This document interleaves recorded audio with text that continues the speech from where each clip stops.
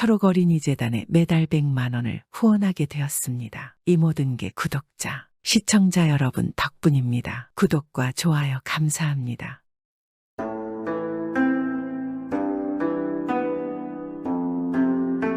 옛날 옛적에 돌쇠라는 선비가 있었습니다. 돌쇠는 어려서부터 신동이라 소문이 자자했습니다. 하나를 가르치면 열을 깨우치고 7살에는 천자문을 익히고 각종 사서삼경을 섭렵했습니다. 그래서 마을 사람들은 돌쇠가 과거만 응시한다면 장원급제는 따놓은 당상이라고 말했습니다. 그래서 돌쇠뿐만 아니라 식솔들도 그리 될 것이라 생각했습니다. 그러나 돌쇠가 과거에 응시할 나이가 되어서 과거를 치렀지만 사람들의 생각과 달리 번번이 낙방하는 것입니다. 처음에 낙방했을 때는 사람들이 돌쇠가 어려서 실수한 것이라 했지만 2번, 3번 낙방하니 사람들은 더 이상 돌쇠를 신뢰하지 않았습니다. 그러나 돌쇠는 이해할 수가 없었습니다. 난 납득이 가지 않는구나. 내가 과거에서 쓴 것은 장원보다 더 적절한 구절이었는데 어찌 장원은커녕 합격도 못하는 거지. 매번 내 답은 틀리지 않았는데 뭐가 잘못된 것일까? 돌쇠는 과거에 낙방한 후 한동안 과거 시험을 매일 복기하며 생각하고 또 생각했습니다. 그리고 판단했습니다. 내가 알 수 없는 무엇인가 있는 것이야.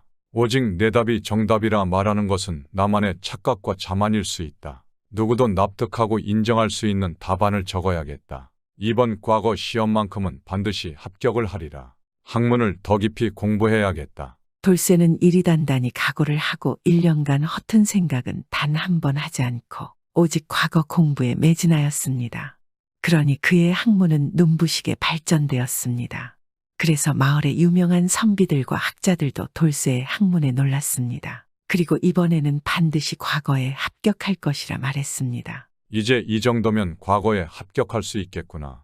내 스스로도 자신감이 넘치고 남들이 보기에도 이만하면 훌륭하지. 어떠한 문제라도 내 누구도 납득할 수 있는 답을 쓸 수 있다. 그리하여 드디어 과거 시험 날짜가 잡히고 돌쇠는 당당히 과거 시험을 치르기 위해서 한양으로 발걸음을 옮겼습니다. 이번만큼은 돌쇠의 발걸음과 마음은 한결 가벼웠습니다. 그리고 어느새 한양이 얼마 남지 않을 거리가 되었을 무렵이었습니다. 마음 같아서는 더 빨리 가고 싶지만 이미 날이 저물었으니 하루 저녁 어느 집에서 묵어가야겠구나. 그런데 가만히 보니 너무 늦었나. 불이 켜진 곳이 아무것도 없다니 이거 큰일인데. 돌쇠는 마을 인가들을 살펴보았으나 시간이 너무 늦었던 모양인지 다들 불을 끄고 자는 듯하였습니다. 나 편하자고 남 자는 것을 깨울 수도 없는 노릇이고 오늘은 틀렸구나. 어디 마땅히 노숙할 곳이 없나 살펴봐야겠다. 이슬만 피할 곳만 찾아보자. 돌쇠는 그리 생각하고 다시 발걸음을 돌리려는데 그때였습니다. 어디선가 한 개의 불빛이 돌쇠의 눈을 사로잡았습니다. 오라, 저 불빛이 저곳은 아직 잠을 자고 있지 않은 게로구나. 저기로 가봐야겠다. 돌쇠는 신이 나서 불빛이 새어나오는 집으로 향했습니다. 집 앞에 도착한 돌쇠는 주인을 불러보았습니다. 주인장 계십니까? 죄송하지만 길 가던 나그네인데 하룻밤 묵어갈 수 있을까요? 이 야심한 밤에 정말 무례라 생각되지만 딱히 갈 곳이 없습니다. 돌쇠가 주인을 불러보았지만 도무지 인기척조차 없었습니다. 그래서 돌쇠가 찢어진 문구멍으로 안을 들여다보았는데 웬걸 한 서생이 글을 읽고 있는 중이었습니다. 돌쇠가 다시 문을 세게 두드리자 서생이 놀라서 밖으로 나와 돌쇠를 맞아 주었습니다. 이런 내가 글을 읽을 때는 누가 업어가도 모른답니다. 이 밤중에 어쩐 일로 찾아오신 게요? 다름이 아니라 날이 어두워 더 이상 길을 갈 수가 없어서 하룻밤 묵어가기를 청하고자 이렇게 결례를 무릅쓰고 찾아왔습니다. 그러시구려. 어서 들어오시오. 누추하지만 이곳이라도 괜찮다면 오늘 이곳에서 하루 쉬다 가시지요. 서생은 돌쇠가 하룻밤 집에서 묵는 것을 흔쾌히 승낙하였습니다. 서생은 돌쇠보다 나이가 한참인 사람이었습니다. 보아하니 글만 읽고 사는 지방유생으로 보였습니다. 제가 보기엔 저보다 한참은 연배가 위이신 것 같습니다. 돌쇠가 집 안에 들어가서 예를 표하며 인사를 올리니 서생이 물었습니다. 그런데 무슨 일로 이 밤중에 길을 가고 계시던 게요? 저는 저기 경상도에서부터 과거를 보기 위해 한양으로 향하는 길이었습니다. 벌써 3번째 시험에 응시하는 것인데 올해는 그래도 성취가 좀 있어서 합격을 할 수 있지 않을까. 감히 예상을 해봅니다. 돌쇠가 잔뜩 자신감에 넘치는 어투로 말을 하였습니다. 그러자 말을 들은 서생이 고개를 저으며 혀를 찼습니다. 아유, 이런. 같은 선비지만 정말 안타깝구려. 처음 만난 사이지만 죄송합니다. 서생의 이상한 반응에 돌쇠는 짐짓 기분 나쁘다는 말투로 되물었습니다. 예, 아니 뭐가 안타깝습니까? 제가 과거를 보러 가는 것이 말입니까? 아니면 제가 과거에 합격할 수 있다는 것 말입니까? 그러자 서생이 돌쇠를 가만히 바라보았습니다. 그리고 조심스럽게 말을 꺼내는 것입니다. 아, 그렇소이다. 안타깝지 그대와 같은 사람들이 얼마나 많이 있겠소. 3번이나 낙방했다고 했소이까? 참으로 그동안 고생이 많소이다. 헌데 어쩌겠소. 나 또한 과거를 준비하다가 과거 시험의 내막을 알고 작년부터 과거 보기를 포기하고 이리 초야에 묻혀 살고 있소이다. 과거 시험의 내막이라니요. 그것이 무엇인지 소상히 말해 주십시오. 돌쇠가 당황하며 묻자 이 서생은 가만 눈을 감고 있다가 갑자기 벽 쪽을 가리키며 말했습니다. 저 글자가 보이시오. 돌쇠가 서생이 가리킨 글씨를 보니 개구리가 없어서라고 적혀 있었습니다. 그러니 돌쇠는 고개를 갸우뚱하였습니다. 아니, 이게 무슨 소리입니까? 저에게 무슨 말씀을 하고 싶으신 것인지 알 수가 없습니다. 그러자 서생이 말을 시작했습니다. 아주 오래된 옛날 이야기입니다. 아주 오랜 예전에 새들도 나라를 이루고 살아가는 때가 있었다고 합니다. 헌데 그 중에 황새라는 새가 임금이었고 새들의 나라를 통치하고 있었습니다. 이 황새가 정치를 워낙 엉망으로 하다 보니까 다른 새들이 불만을 품고 세금도 안 내고 조공을 전혀 바치지도 않았습니다. 임금이 뭐가 있어야 임금이지 아무것도 없으면 뭘 하겠소. 그러니 임금인 황새가 당장이라도 굶어 죽을 판이었는데 그래도 그나마 임금을 잘 받던 까치가 수시로 개구리를 잡아다가 조공을 받쳐 올려서 황새가 굶어 죽는 것은 면했다고 합니다. 몇 해가 지난 뒤에 이 황새가 정신을 차리고 정치를 잘하기 시작하자 새 나라가 강성해지고 이제 다른 새들도 임금인 황새의 눈치를 살피는 상황이 되었소이다. 황새는 새들을 모아서 노래 대회를 열겠다고 방을 널리 퍼뜨렸고 여기서 장원을 하면 아주 값진 보물과 직위를 주겠다고 했습니다. 그것을 보고 새 나라의 새들은 저마다 자기 실력을 뽐내고 임금인 황새의 눈에 들겠다고 열심히 노래 연습을 했습니다. 물론 새들 중에는 노래를 잘하는 목소리를 가진 새들이 많지 않았겠습니까? 그리하여 노래 대회가 열리고 말할 줄 아는 앵무새부터 시작해서 꾀꼬리며 노래 좀 하고 소리 좀 한다는 새들이 잔뜩 모여들어서 모두 저마다 멋들어지게 노래들을 했습니다. 그리고 가장 마지막에는 까치가 나왔는데 임금에게 계속 조공을 바치던 새 말이죠. 그 거무튀튀한 것이 아주 허접스러운 노래 솜씨로 노래를 하니 다른 새들이 잔뜩 비웃었습니다. 그런데 놀라운 것은 까치의 노래를 듣던 황새가 감동을 하며 눈물까지 흘리고 네가 이 중에 제일이구나 하고 말하며 장원을 까치로 정하고 큰 상과 관직을 내렸습니다. 그러자 여러 새들이 어안이 벙벙해 있다가 늦게서야 깨달은 것이 있는지 개구리가 없어서를 외쳐댔답니다. 곧 개구리를 잡아다 바쳤다라는 말인데 그 말인즉 다른 새들은 조공도 세금도 안 내던 그때에 까치가 개구리를 잡아다 바쳐서 지금에서 이 까치가 노래 대회에서 1등을 차지하는구나라는 것이었습니다. 저 벽에 나는 개구리가 없어서라는 뜻은 개구리가 없어서 때를 못 찾는다라는 말의 의미를 아시겠습니까? 그러자 돌쇠는 어이가 없다는 듯 대답했습니다. 아니, 그게 무슨 그렇다면 설마 과거 시험에 이미 합격할 사람이 정해져 있다는 말씀이십니까? 돌쇠의 말에 서생은 고개를 끄덕이며 말했습니다. 맞소, 정확하게 이해하셨소이다. 과거 시험이 공정하고 평등하게 나랏일을 잘 내나갈 능력을 가리고 학문의 성취를 겨루는 시험이라는 것은 그저 허울 좋은 명분일 뿐 이미 누가 합격할지는 내정되어 있는 상태였던 것이지. 올해는 들리는 얘기로는 어느 판서, 어느 정승의 아들이 과거에 합격하기로 되어 있다던데 뭐 이런 것이 요즘 갑자기 이렇게 된 것도 아니고 꽤 오랫동안 그래왔소이다. 나도 그리고 당신도 지금껏 아무리 노력해도 과거에 합격하지 못했던 이유가 그것이라오. 혹시나 낙방하고서 그 연유를 곰곰이 생각을 했지만 납득이 안 되는 것이 있었을 것이오. 그래서 잘못을 자신에게 돌렸지만 마음 한구석에는 석연치 않았을 것이오. 서생의 말에 돌쇠는 너무나 큰 충격을 받았습니다. 돌쇠는 그 말을 믿을 수가 없었습니다. 그래서 다음 날 아침 바로 과거 시험을 보기 위해 한양으로 향했습니다. 그리고 한양에 도착하자마자 과거 시험에 응시를 하였습니다. 아닐 거야. 분명히 과거 시험을 통해 공정하게 관리를 선발할 거야.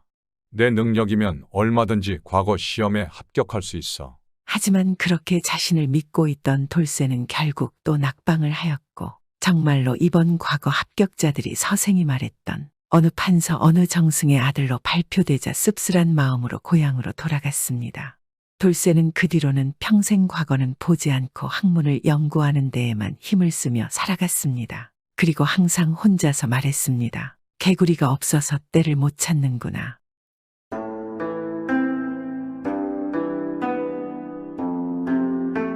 옛날 옛적 어느 마을에 어머니와 아들 칠복이가 살고 있었습니다.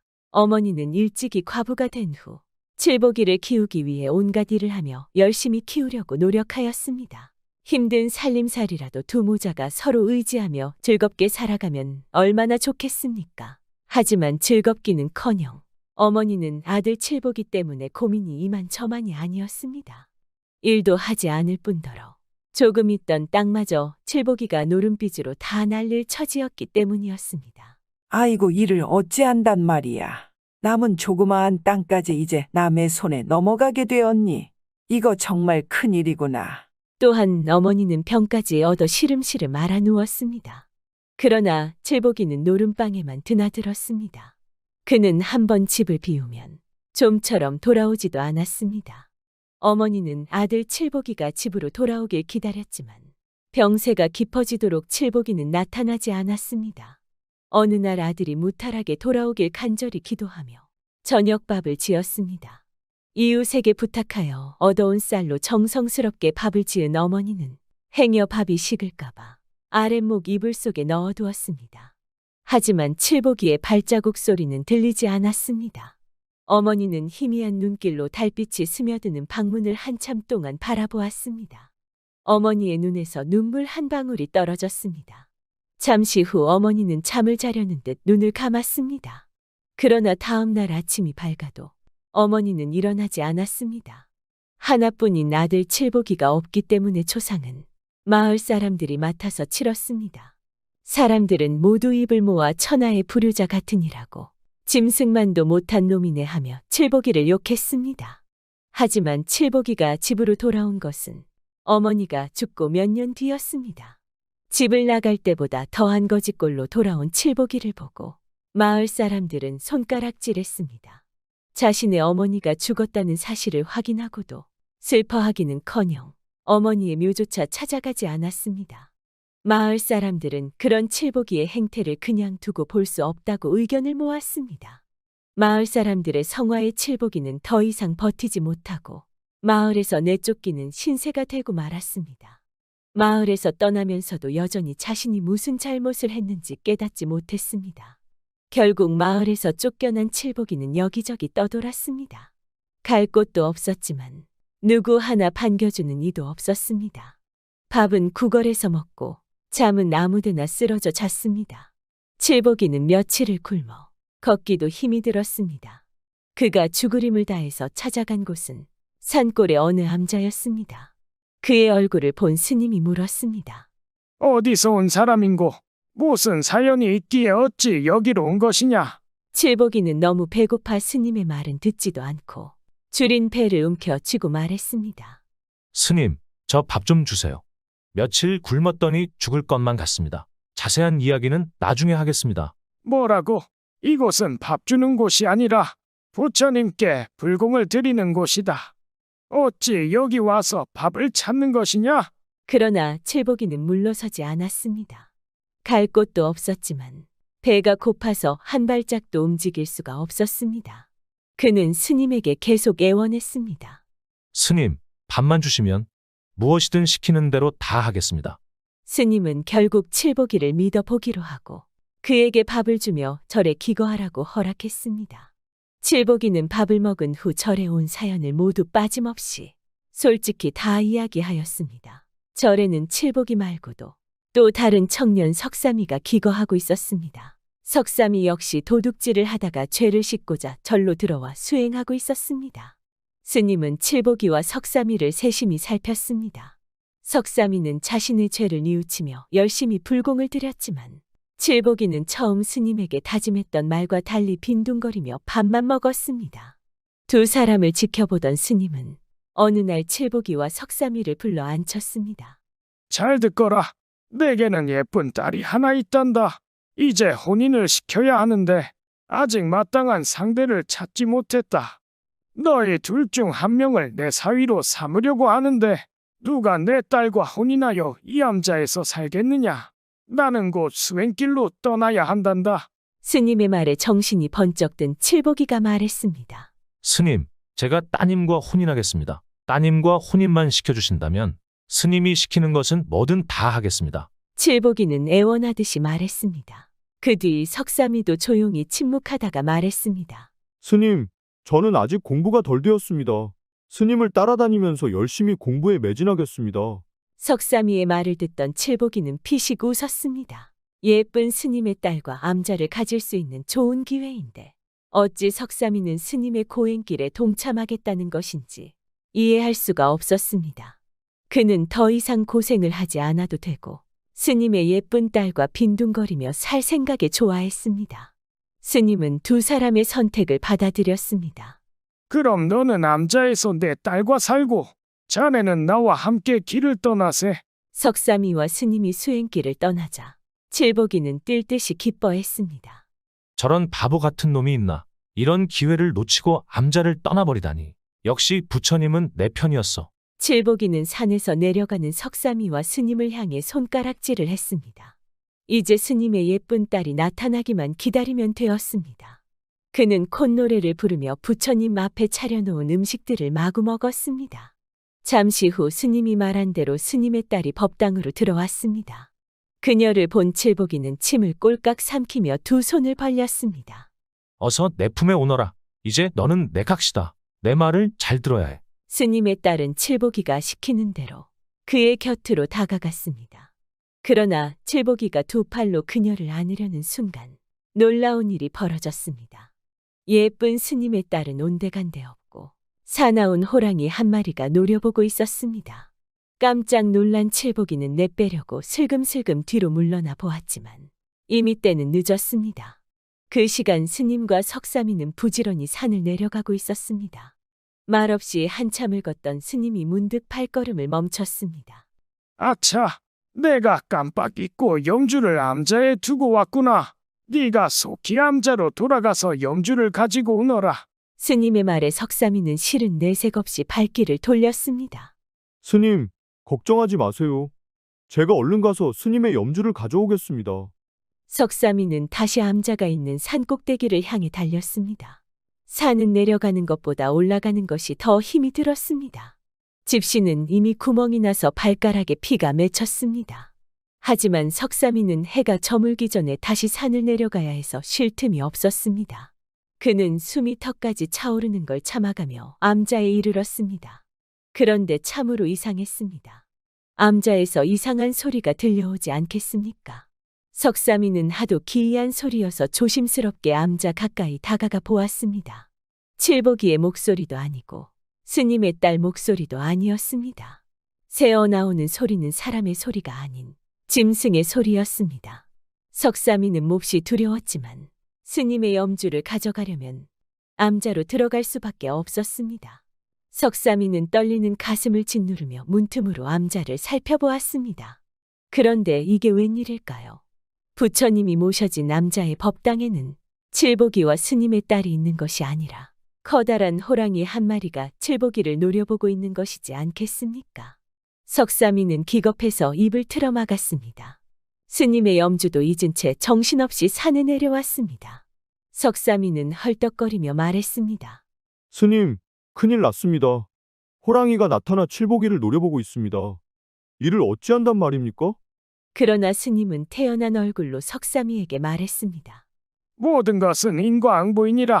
지어미에게 불효한 죄, 일하지 않고 놀고 먹은 죄, 그놈이 지은 죄는 절대 용서받을 수 없는 죄다.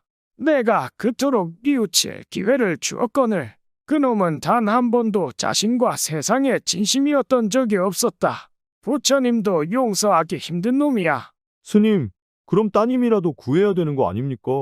걱정할 것 없다. 내가 너희를 시험하고자 호랑이를 잠시 딸로 둔갑시켜 놓았던 것이다. 비로소 상황을 파악한 석삼이는 참았던 숨을 내쉬었습니다. 하지만 석삼이는 놀라서 도망치느라 염주를 가져오지 못했습니다.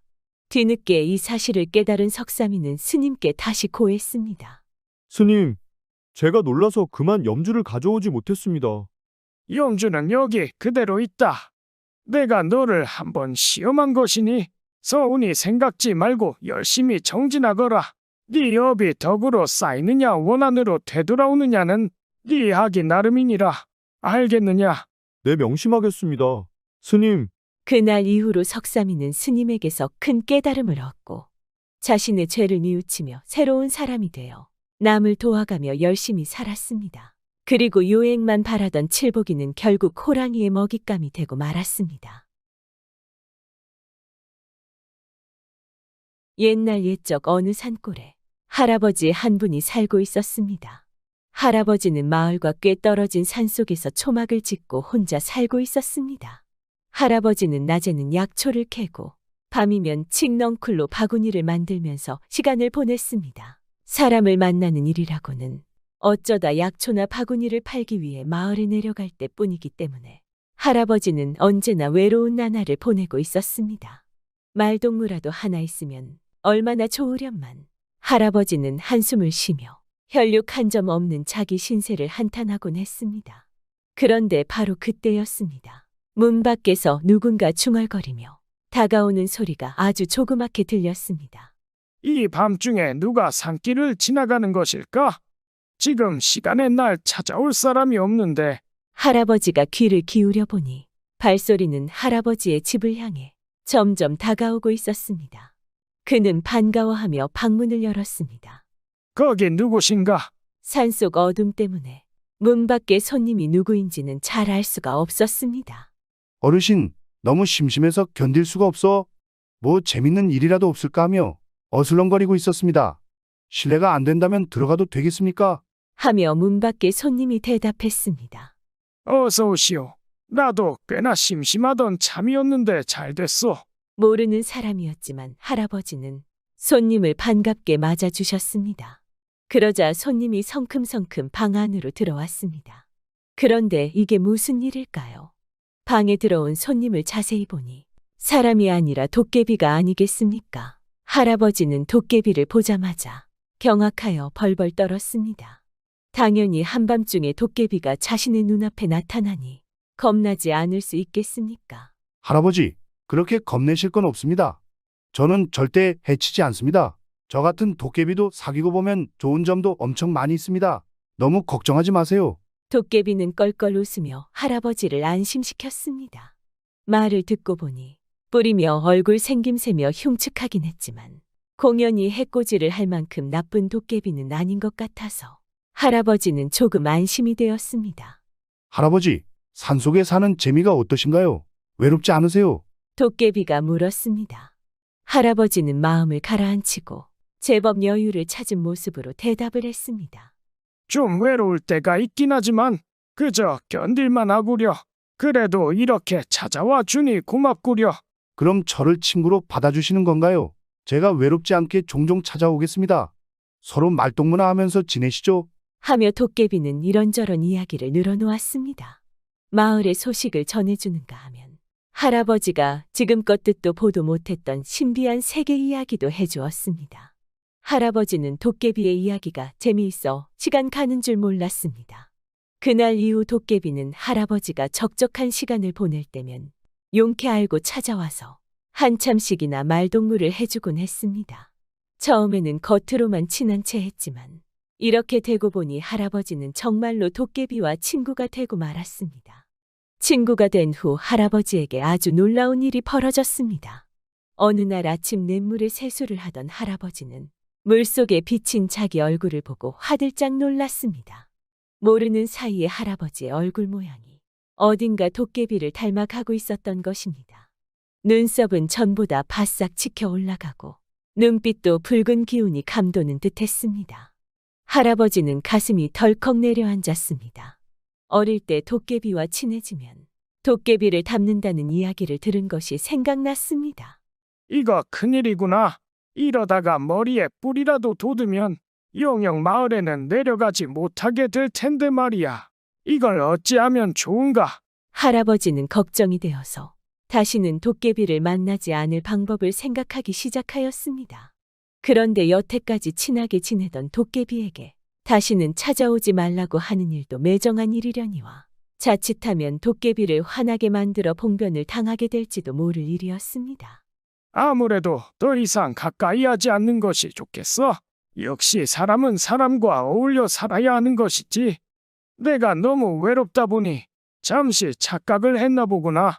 며칠 동안 고민에 빠져있던 할아버지는 마침내 한 가지 방법을 생각해내고는 도깨비가 오기를 기다렸습니다. 달이 휘영청 밝은 어느 날 도깨비가 찾아왔습니다. 할아버지는 잡다한 이야기 끝에 슬그머니 물었습니다.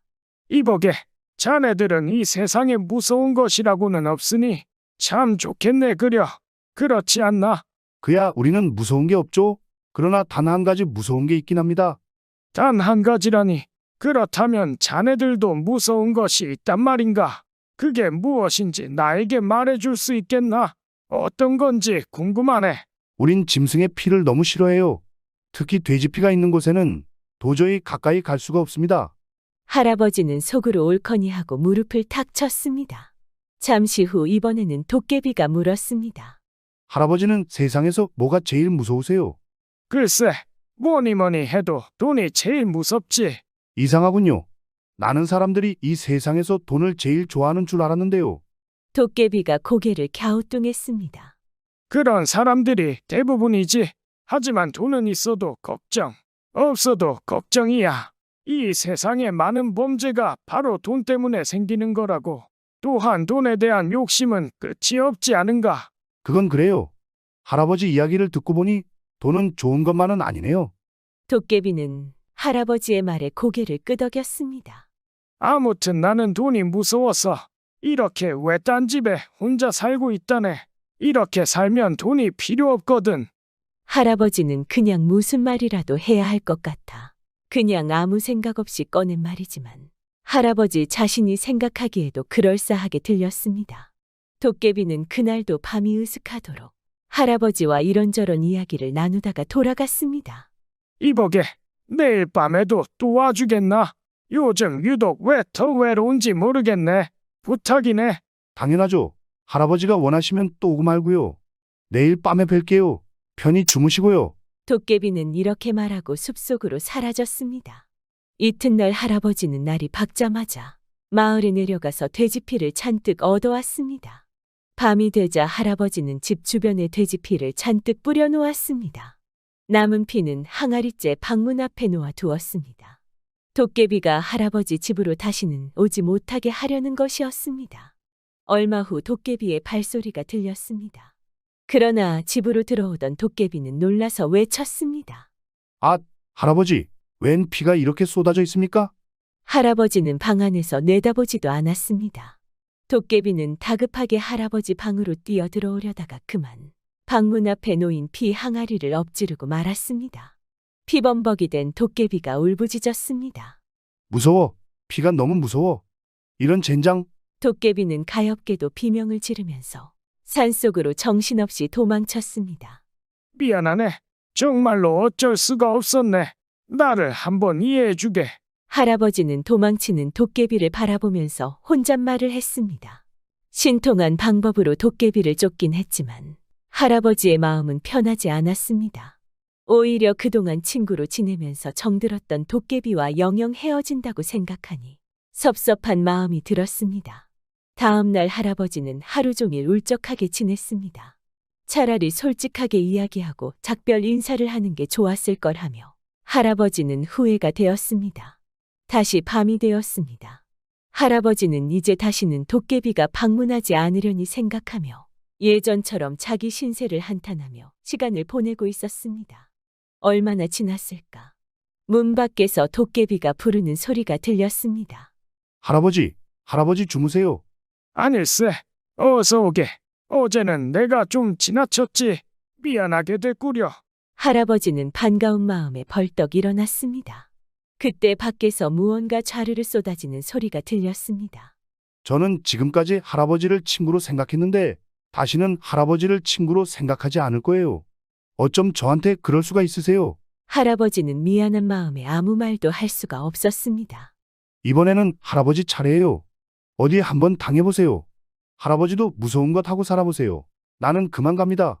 도깨비는 화가 난 목소리로 이 말만을 남기고 산속으로 가버렸습니다. 할아버지가 문을 열고 나와 보니 마당에는 뜻밖에도 엽전이 수북이 쌓여 있었습니다. 지금까지 본 적이 없을 만큼 많은 돈이었습니다.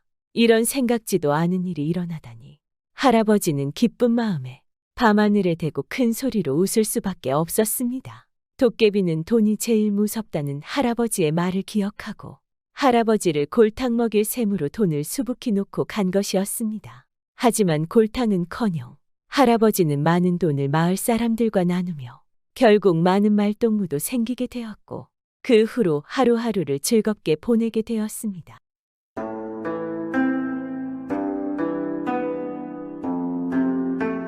옛날에 두 소녀가 살았는데 어릴 때부터 참 다정하게 지냈습니다. 콩 하나가 생겨도 혼자 안 먹고 둘이 나누어 먹을 만큼 그만큼 친하게 지냈던 것입니다. 둘은 항상 함께 다니고 둘만 다니고 좋은 일이고 굳은 일이고 함께한 것입니다. 혼인하기 전까지 이렇게 지냈는데 얼마나 친하겠습니까? 친형제들보다 더 애착이 가지 않을까요? 하루는 둘이 서로 약속을 하는 것입니다. 우리 나중에 커서 내가 잘 되면 너를 도와주고 내가 잘 되면 나를 도와주고 해서 같이 잘 살자. 이 약속은 꼭 지켜야 돼, 알았지? 그래, 이 약속은 반드시 지킬 거야. 나중에 혹시 어려운 일이 생기면 꼭 날 찾아와. 만약 나도 도움이 필요하면 널 찾아갈게. 하고 철석같이 약속을 했습니다. 둘이가 잘 커서 나이가 차차니까 시집도 가고 했는데 서로 멀리 헤어지지 않았겠습니까? 그리고 세월이 많이 흘렀는데 그중 한 사람이 참 가난하게 사는 것입니다. 시집간 지 얼마 안 돼서 남편이 죽어서 청산과부가 된 것입니다. 남편이 없으면 얼마나 힘이 들겠습니까? 살림은 점점 쪼들리고 나중에는 먹을 것도 없어서 온 식구가 굶을 판입니다. 그래서 20살 아들에게 말했습니다. 내가 어렸을 때 서로 도와주기로 약속을 한 친구가 있는데 이젠 너가 그 친구를 찾아가 봐야겠다. 반드시 우릴 도와줄게야. 하면서 어머니가 돈이 없어서 머리를 잘라 팔아서 노자를 만들어주는 것입니다. 그걸로 노자를 해가지고 엄마 친구를 찾아갔습니다. 어떻게 물어물어 한양 사는 친구 엄마 집까지 갔는데 가보니 과연 친구는 잘 살고 있는 것입니다. 고래등 같은 큰 기와집에서 하인도 여럿 거느리고 동네 소문난 마님으로 참 잘 살더란 말입니다. 이 아들이 찾아가니 옛 친구 아들이 왔다고 얼마나 반가워하는지 아들은 깜짝 놀랐습니다. 그래서 둘이 반갑게 인사를 하고 나서 이 가난한 친구 아들이 어머니의 말을 전했습니다. 잘 사는 것을 보니 참 잘된 일입니다. 어머니가 얼마나 좋아하실까요? 그런데 우리 어머니는 어찌 운이 없는지 일찍 남편을 여의시고 먹고 살 양식도 없는 형편입니다. 그래서 어머니가 머리를 잘라 팔아서 노자를 해가지고 오는 길입니다. 하고 신세 타령을 했습니다. 그러니까 잘 사는 친구가 그러면 진자고지 왜 이제야 왔는가? 아무 걱정 말고 여기서 며칠 묵어가게나. 하고서 참 극진히 대접을 하더란 말입니다. 한 며칠 잘 대접을 받고 나서 집에 있는 어머니와 동생들이 눈에 밟혀 마님에게 가서 말했습니다. 이제 그만 가봐야겠습니다. 먹고 살 양식이나 사게 돈 몇 푼만 구워주십시오. 제가 열심히 벌어서 꼭 갚겠습니다. 하니까 글쎄 이 친구가 돈은 안 주고 족자를 한 장 주는 것입니다. 가만히 보니까 황새가 한 마리 그려져 있는 족자란 말입니다. 그걸 주면서 잘 가라고 하는 것입니다. 가난한 친구 아들이 그걸 턱 받아 들고 들여다보니까 기가 막히거든 말입니다. 마님 어머니가 어렸을 때 어려우면 서로 도와주기로 약속을 하셨다 해서 내 그것을 믿고 마님을 찾아왔는데 당장 돈 한 푼이 아쉬운 사람한테 돈은 안 주고 그림을 주시면 이 그림을 가지고 우리 식솔들이 어떻게 살아가란 말입니까? 하고 원망을 했습니다. 그러니까 이 잘 사는 마님이 아, 참, 내 그 그림을 어떻게 쓰는지 가르쳐주지 않았네 그려. 돈이 없어서 고생스러울 때마다 회초리로 황새 다리를 한 번씩 치게나. 그러면 좋은 일이 생길 걸세. 이러거든 말입니다. 무슨 영문인지는 모르지만 좋은 일이 생긴다니까 그걸 가지고 나섰습니다. 그런데 그림을 준 마님이 또 신신당부를 하는 것입니다. 이보게나. 아무리 돈이 궁해도 하루에 한 번씩만 황새 다리를 쳐야 하네. 하루에 꼭 한 번씩일세. 명심하시게. 그래서 그러마 하고 서로 작별 인사를 하고 길을 떠났습니다. 가다가 생각해보니 이거 참 궁금하거든 말입니다. 이게 모기에 돈도 안 주고 이걸 주면서 회초리로 치면 좋은 일이 생긴다 했을까 싶어서 종이를 펴놓고 회초리로 황새 다리를 딱 때려봤습니다. 그랬더니 아글새 황새 궁둥이에서 돈꾸러미가 떨꺽하고 떨어지는 겁니다. 그거 참 신기하지 않겠습니까? 그래서 그만 집에는 가지 않고 한양 주막에서 실컷 돈을 쓰면서 놀았습니다. 돈이 생기니 얼마나 쓰고 싶은 게 많겠습니까? 인적도 없는 촌동네에서만 살다가 한양에 오니 완전 새로운 세상 아니겠습니까? 집에 남겨진 어머니와 동생들도 깜박 까먹고 돈 쓰는 재미에 흠뻑 빠져 있는 것입니다. 돈 떨어지면 그림을 펴놓고 황새다리만 딱 때리면 돈꾸러미가 나오니 이건 뭐 돈을 아주 흥청망청 써도 남는 것입니다. 그래서 날마다 술 먹고 노는데 나중에는 그것도 모자라서 이거 뭐 하루에 한 번 때려가지고야 언제 돈을 실컷 써보나. 아예 푸짐하게 때려서 돈 나오는 대로 실컷 쓰고 집에 가야겠다. 하고서는 그림을 펴놓고 황새 다리를 아주 불이 나게 때렸습니다. 때리니까 돈꾸러미가 찰컥찰컥 자꾸 떨어지는 것입니다. 그러다가 20번 때리니까 황새 다리가 그만 뚝 부러진 것입니다. 그러고는 돈이고 뭐고 아무것도 안 나오는 것입니다. 이 아들놈이 남은 돈을 다 쓰고서는 또 마님을 찾아갔습니다. 가서는 사정을 하는 것입니다.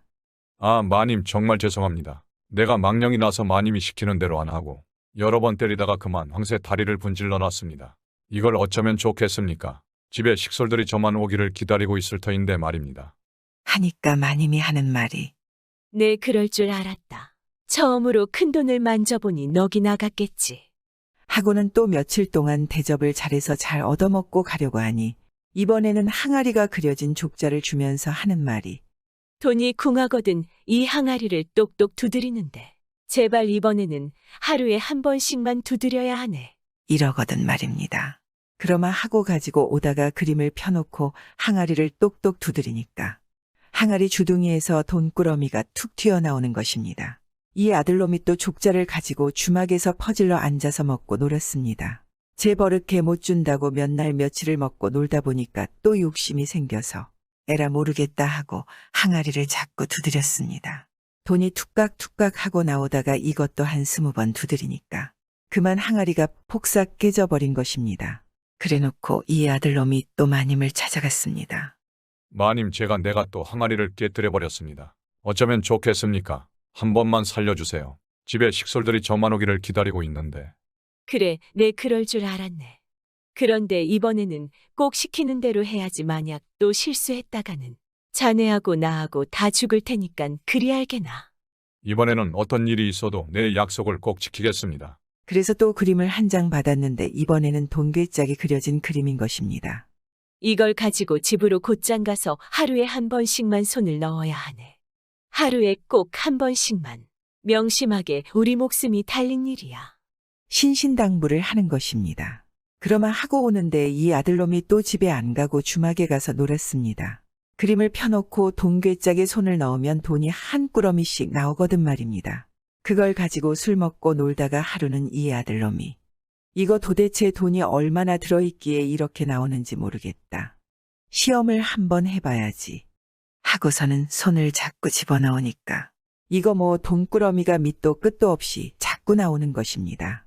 이제는 20번 아니라 30번, 40번 해도 돈괴짝이 깨지길 하나 부러지길 하나 신기하지 않겠습니까? 자꾸자꾸 손을 집어넣는 대로 돈이 나오는 거짓말입니다. 이때 나라에 큰 창고가 하나 있는데 이 창고에서 꼭 하루에 돈이 한 꾸러미씩 없어지거든 말입니다. 그래도 워낙 창고가 크고 돈이 많아서 표가 안 났습니다. 그런데 하루는 창고 지키는 사람이 보니까 창고 안에서 돈이 쩔렁쩔렁 날아가는 것입니다. 돈꾸러미가 하나둘도 아니고 수십 개, 수백 개가 쩔렁쩔렁 날아가는데 지붕 굴뚝으로 해서 하염없이 날아가는 겁니다. 돈이 돈을 따라서 줄줄이 달려 올라가는 거지 뭡니까? 그래서 창고 지키는 사람들이 그 돈을 따라 가본 것입니다. 그랬더니 어느 주막 안으로 쩔렁쩔렁 들어간단 말입니다. 따라가 보니 웬 사람이 앉아서 돈 괴짜 그려놓은 종이를 펴놓고 손을 불쑥불쑥 넣으면서 어이쿠 또 나온다. 어이쿠 또 나온다. 이제는 정말 부자가 될 수 있어. 이러면서 돈을 꺼내고 있는 것입니다. 옆에는 돈이 산더미처럼 쌓여 있고 그래서 나랏돈 훔치는 도둑이라고 꽉 붙잡아서 데리고 갔습니다. 그리고 관청에 끌고 간 것입니다. 끌고 가서 사또가 문초를 하는데 내 이놈 어디서 그런 재주를 배웠느냐? 그런 재주로 나라의 곳간을 훔친 것이냐? 너는 죽음을 면치 못할 게다. 하고 바른 대로 되라고 곤장을 치니까 이 아들놈이 그동안 있었던 일을 죄다 말했습니다. 그러니까 그림을 그려준 마님도 같이 잡혀왔지 않겠습니까? 둘을 잡아놓고 사또가 하는 말이 너희들은 나랏돈을 훔쳐냈으니 살려둘 수 없다. 하고서 둘 다 사형 선고를 내렸습니다. 마님 말대로 이제는 둘 다 죽게 생겼거든 말입니다. 그러게 이놈아 내가 뭐라고 시켰나. 하루에 한 번씩만 꺼냈으면 아무 탈 없었을 게 아닌가. 제가 죽을 죄를 졌습니다. 다시는 안 그렇겠습니다. 다시는 안 그러고 뭐고 이제는 죽을 판 아니겠습니까? 친구를 도와주려다 아들놈을 죽이는 꼴이 된 것입니다. 모두 자네의 욕심이 만든 일이니 나런막 말게. 그러자 아들놈이 이제서야 정신이 들었는지 눈물을 흘리며 말했습니다. 얘 저한테 아무리 많은 돈을 줘도 전 지키지 못할 것입니다. 돈 욕심에 눈이 멀어 마나님까지 저승에 갈 판이니 제가 죽어서도 마님의 은혜를 꼭 갚겠습니다. 사형 날짜가 되어서 둘이 끌려 나왔습니다. 형장으로 끌려가서 이제 곧 죽을 판인데 그림을 그려준 마님이 관원에게 사정을 하는 것입니다. 죽기 전에 그림을 한번 그리고 죽게 해주시오. 죽을 사람 소원인데 누가 안 들어주겠습니까? 큰 종이에다가 붓하고 먹하고 갖다 주니까 이 친구가 종이에 말을 한 마리 그리는 것입니다. 검은 말을 한 마리 그리고 채찍을 그리더니 갑자기 붓을 집어던지고는 아들놈더러 자네 나를 꼭 붙잡게. 이제 집으로 가야지. 하고서 그림 속의 말 잔등에 얼른 올라타고 야 마라 하늘로 가자. 하고 채찍으로 한 번 때리니까 말이 펄펄 살아서 히잉하고 공중으로 떠올라가는 것입니다. 그래서 휑하니 하늘로 올라가서 친구의 집으로 갔습니다. 친구가 마님을 반기며 너무 좋아하는데 마님이 그간 자초지정을 다 이야기했습니다. 내가 자네가 힘들다고 돈이나 재물을 준들. 자네 아들이 얼마 있어 다 써버릴 거야. 그래서 아들이 돈을 벌어 자네 집 살림을 피게 할 수 있게 했네. 이제 아들만 믿어보게. 필시 돈 걱정 없이 잘 살게야. 하고서는 말을 타고 하늘로 올라가 사라져버리는 것입니다. 그 이후 정말 아들놈이 쉬지 않고 열심히 일해서 한 푼 두 푼 모아서 1년 후에는 돈 걱정 없이 살았단 이야기입니다. 옛말에 물고기를 잡아주기보다는 물고기를 잡는 방법을 가르쳐야 한다는 이야기지 않겠습니까? 우리도 무턱대고 어려운 친구를 도와주는 경우가 있는데 과연 그것이 친구에게 최선일까 한번 생각해 봐야겠습니다. 이마님처럼 구독은 공짜입니다.